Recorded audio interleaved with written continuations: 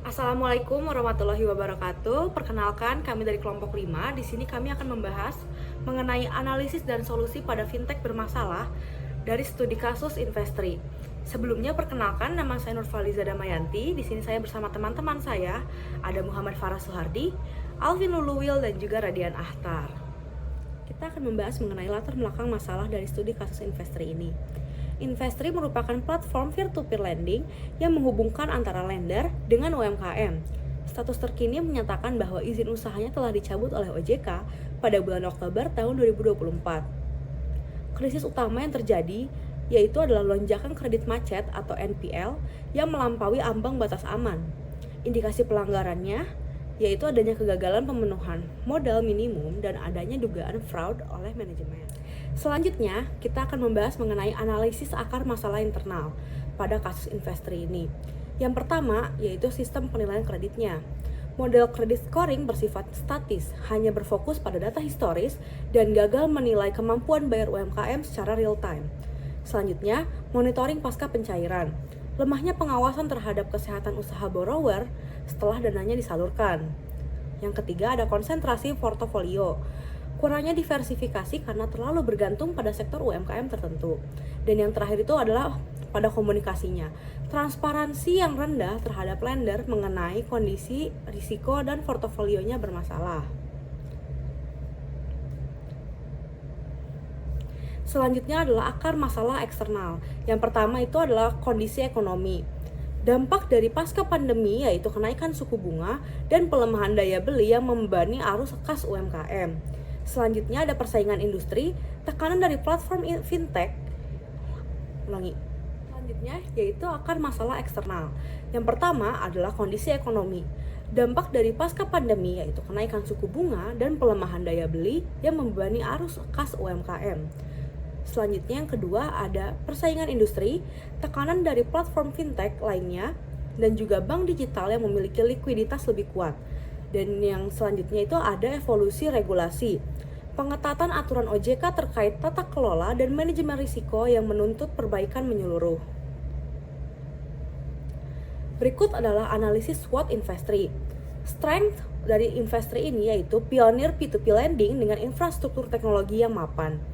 Yang kedua adalah jaringan mitranya, korporasi, dan juga jaringan mitra apa sih? Baik, selanjutnya kita akan membahas mengenai analisis SWOT dari Investri.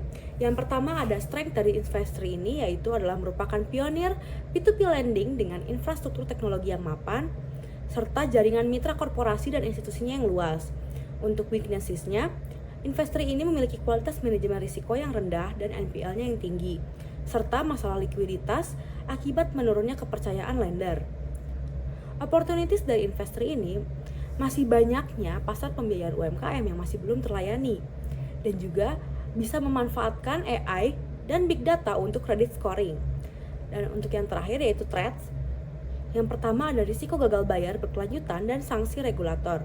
Yang kedua ada sentimen negatif publik yang memicu penarikan dana.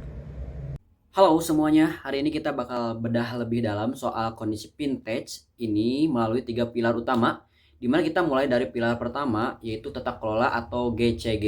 Di sini masalah utamanya ada pada 3 titik kritis. Pertama, risiko kredit, dan ternyata ada kegagalan fatal dalam proses due diligence atau pengecekan latar belakang borrower. Kedua, risiko operasional yang juga mengalami kendala serupa, dan yang paling krusial adalah risiko pendanaan, di mana terjadi ketidakseimbangan antara agresifnya menyalurkan pinjaman dengan besarnya risiko yang harus ditanggung perusahaan. Intinya, manajemen internalnya lagi nggak sehat. Masuk ke pilar kedua, manajemen risiko. Kalau tadi kita bahas tata kelolanya, sekarang kita lihat celah keamanannya.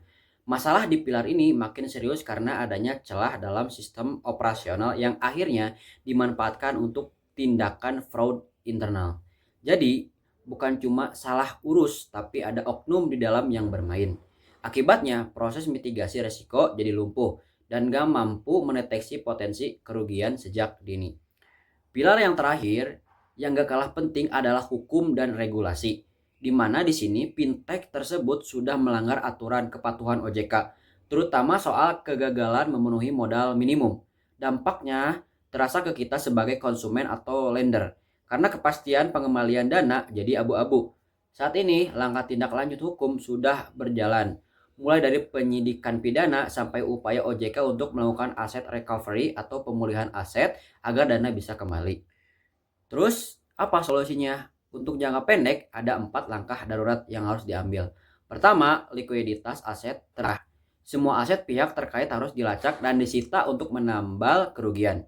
Yang kedua, harus ada laporan kemajuan yang transparan supaya kita tahu sudah sampai mana prosesnya. Dan yang ketiga adalah penegakan hukum yang tegas sebagai aktor intelektual di balik kecurangan ini.